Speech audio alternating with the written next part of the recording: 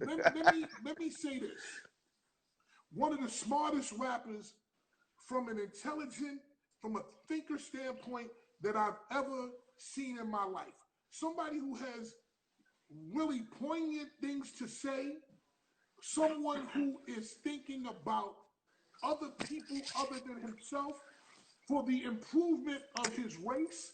It ain't always about money to the ear and what the fuck I'm doing and this and that.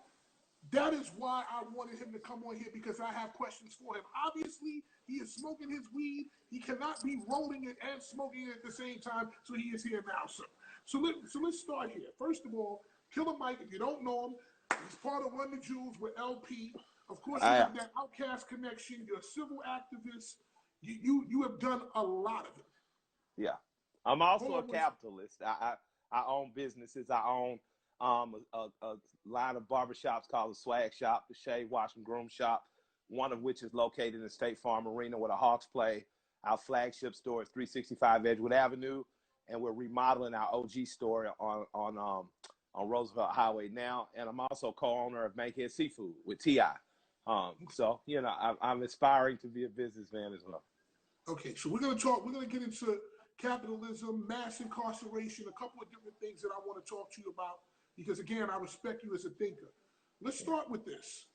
Do you think the coronavirus is an attempt to hurt the Black community? What are your thoughts on that? I don't know what the coronavirus is. So let me state that. I am not a medical expert. I don't know. What I do know is, as Black people,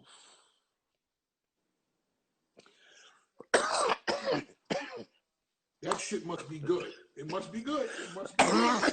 It's great. But as Black people, we suffer higher rates of congestive heart failure, diabetes, high blood pressure, kidney issues, things of that nature, which is why you got in better shape. I'm getting in better shape, things of that nature.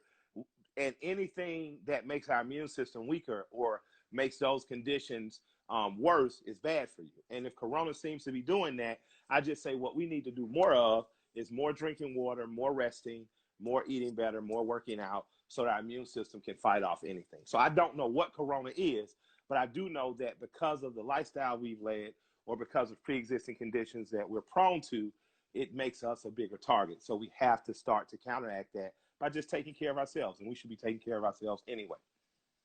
What is your greatest accomplishment as a social activist? What is my greatest my high school girlfriend sent me a newspaper article from Vox, which is a huge teen newspaper here in Atlanta, and it was their second or third issue. And that issue, we were marching to City Hall to demand that City Hall listen to the rights of children in terms of public education, police interaction with kids. I was probably about 16 years old when I did that. I've been an activist since I've been 15 years old. And probably the greatest accomplishment that I would say as a child organizer I accomplished was getting the martyr policemen, which were our transit police, were virtually at war with my friends who at that time were members of such various gangs as Black Gangster Disciples, Crips, and the cops and the kids were really about to just start shooting each other, to be honest. And we managed to get together a table of martyr cops, a table of my homies, and essentially work out a peace agreement where kids were not going to be shooting at cops and vice versa. And I'll never forget, I think Sergeant Shapiro was one of the policemen across the table from me at that point. At that time when we talked and brokered the deal, he just said, "Young man, that you were able to facilitate that well, like you're a real leader at your age." So that's probably one of the things I'm most proud of, because my friends are alive. To this day, they're alive, you know. What would you say that we as Black people and we as Americans need to improve on during this crisis? Well, as Black people, it's the same thing I always tell you. Just focus on being more self-reliant. In the time that we've been down these last couple of months, my former art teacher, who's currently a food activist and farmer, made sure that I had some plants to grow, and I was learning how to garden to the efficiency that I grew up knowing that my grandparents taught me. My sister still gardens. Greg Street, which is one of our biggest DJs in Atlanta, always makes that Source Power 30 list. Greg has been taking people out. He took Lil Yachty and Coach out fishing. I fish, so I'll be going out with Greg and my man Fishing for Hip Hop. Also hunting. I got a couple new rifles and stuff. So me and the homies are probably going to go out at some point, try to kill some boar hogs or something, have some meat for the winter, things like that. And then just, save your money. Since I haven't went to the Blue Flame, I've saved a few $1,000s. So I definitely have been more conscientious of living in the way that my grandparents lived, and that's living below my means and doing things that will keep me self-sufficient. I think as a community, first of all, take care of yourself individually, take care of your family and household, and then interconnect with other community members and take some time to get to know your neighbors. So you don't have to be outside in a club or restaurant. You can literally be out in your front yard. You know what I'm saying? Just enjoying your family and stuff. So just slow down, like Grandpa and Grandma used to tell you, just slow down, let the Lord do their work. So I don't know what's going on. I don't know what fixes the world. But I know on an individual level, if you can't control everything around you, you can't control yourself. And some of the self-control I've been practicing is being far more frugal with my money, getting out in the yard, exercising, taking care of myself, growing food, you know what I mean, getting some shooting in next week and stuff. So just stuff like that is what I'm focused on. And the bigger stuff, we know bad things are coming. We know more unemployment is coming and things of that nature. So I would say just conserve and just start just figuring out other ways. 100%. What's very important, people, is having more than one stream of income, because yes, we're gonna need that. So this is probably gonna birth a whole new generation of entrepreneurs. Another question I want to ask you, because you live in the city, I wanted to understand, and you have feet on the actual ground, and I'd like to know this from your vantage point. What do you feel about the whole thing with Ahmaud Arbery and what took place with that brother? And I live in the same state. I live far. I live 4 hours away from the city he died in. He died in southeast Georgia, near Savannah, Georgia. I live in Atlanta, Georgia.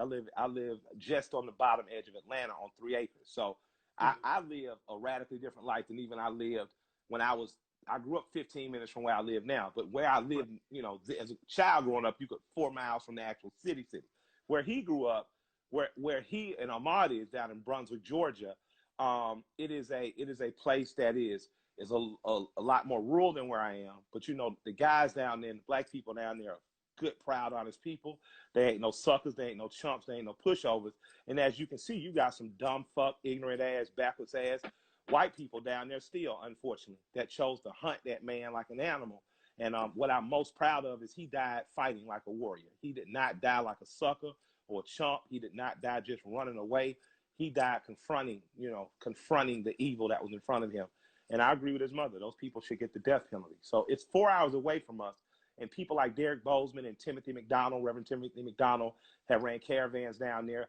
I think Attorney Crump and other attorneys down there, I forget the other brother's name, the Dreads, are doing a fine job at bringing media attention. And it looks like the GBI and I think maybe even the Department of Justice and FBI are going to be filing more charges, not only against 3 perpetrators, but it looks like, and I hope that the DA is caught up in it and everyone who helped to shield or hide it. So, I'm very saddened by what's happened, but that did not happen in the city of Atlanta. Are you surprised, better yet, that in the midst of a worldwide emergency where everyone should be helping out, pitching in, taking care of each other, that there's still that level of hate and anger out here? Fatman Scoop.